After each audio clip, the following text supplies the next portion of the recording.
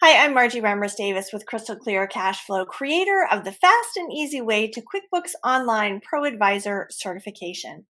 Today, we're going to be walking through one of our advanced level exercises from Section 1, Lesson 4, which is all about billable expenses. Now, in this lesson, there are two exercises, but both of them are optional. You get really enough that you need to know to pass the test. You get it from the course and the quick notes. It's not as important to have the hands-on experience with it, but if you would like to roll up your sleeves, dive in, figure out how it really works, then follow along with this exercise where we're going to be creating an invoice with a billable expense. Now, if you would like a copy of this exercise or you'd like to find out more about our courses, just hit the link below. All the information is there. All right, so let's get started by taking a look at our scenario. Kate has contracted with Craig's Landscaping Services to do some work in her yard. She decides she wants a rock fountain, and so Craig offers to get her one at a discount from Philip Masonry. Later, he will just add this to Kate's invoice. All right, so first we need to, of course, log into the sample company. So I will go ahead and hop over there. And if this were a real life scenario, then first thing you would have to do is you would have to go into your accountant settings to make sure that this setting is turned on to make expenses billable. In the sample company, that's already set up for you, so you don't need to worry about that, but I will go ahead and show you where that is. So when you click the gear icon and go to Account and Settings, and you're going to go to the Expenses tab. Now, for some reason today, while I'm filming, the sample company is having a weird little glitch here. This is related to one of the new features that they rolled out in QuickBooks Online, which allows you to do history benchmark. And so it's kind of like forcing me here to select my industry, even though I'm not on that screen at all. So sometimes weird things happen in the sample company. No need to be alarmed. Usually if you just refresh the screen, then that will clear it up. So let's just figure out, see if that is true today. I'm sure it will be. All right. So now that that's cleared up, you can see right here where there is the item that says make expenses and items billable. You want to make sure you turn that on. Basically what that means is when you buy something, you can turn around and charge that back to your client. All right.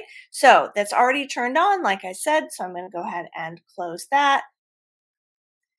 And we are just going to go to our next step, which is to create an expense transaction for the purchase. All right, so let's go. We're going to click new and then expense.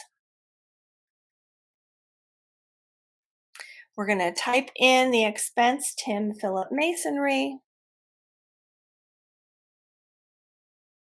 And you'll notice that when I do that, there's already a purchase order that has been set up.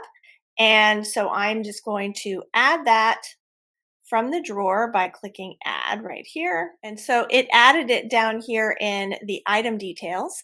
So what I need to do, this is the important part, is I need to mark it billable. This column here, which again, that column would only be there because I turned it on in accountant settings. So I check that, and here is where I'm going to add Kate Whelan. Let me show you the step here. Kate Whelan as the customer. So we're going to type in Kate. There's Kate. And one more thing before I let you go. So the first thing that we did, we set that up in accountant settings.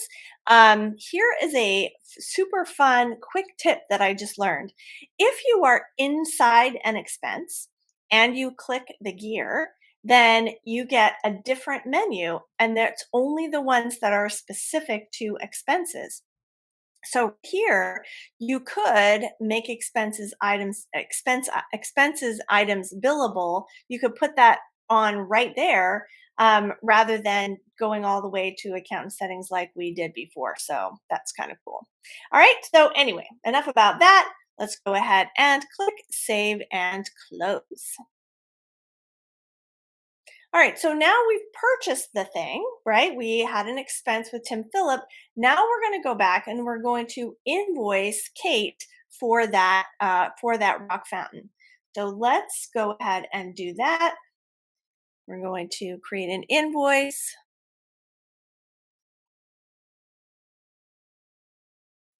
We're going to put Kate as the customer.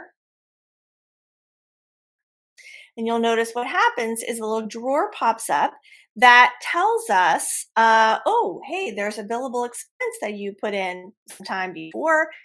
Do you want to add that now? And so I'm just going to add that in a very similar way, well, identical way to the way we did for the purchase order.